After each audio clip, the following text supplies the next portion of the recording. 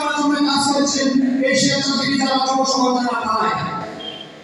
আমরা এই স্বেচ্ছাসেবীদের বিষয়ে একটি কথা বলবো, যারা এই কাজগুলো করে তাদেরকে উৎসাহ দেওয়ার জন্য সবাইকে এগিয়ে আসতে হবে।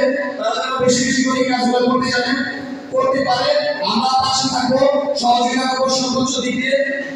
এবং হযরত ওমর রাদিয়াল্লাহু একটি হাদিস বলেছিলেন, মতো কামনা মতো তোমরা মৃত্যুর আগে একবার মৃত্যু চোখটা বলতে গেলে মৃত্যুর মতো একটা ভাগ করে দেখো যে তোমার কি অবস্থা, তুমি কি কর্ম করেছো, তোমাদের কি অবস্থা, মানুষ কি বলে।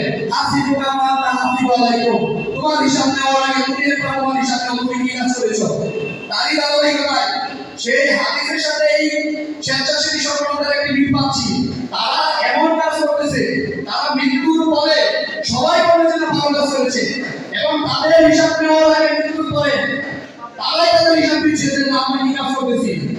যাই হোক, স্বেচ্ছাসেবী যারা আছে এই দলের প্রোগ্রাম প্রত্যেকটা জেলায় হবে এবং আপনারা আয়োজন করবেন, সর্বোচ্চ সহযোগিতা আমরা করবো।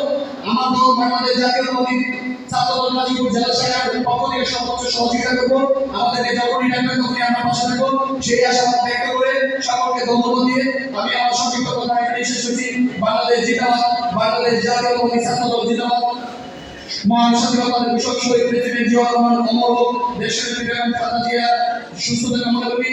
তারুণ্যের অহংকার আগামী রাষ্ট্রের দেশের এক তারেক রহমান জিন্দাবাদ। সকলকে ধন্যবাদ। আসসালামু আলাইকুম।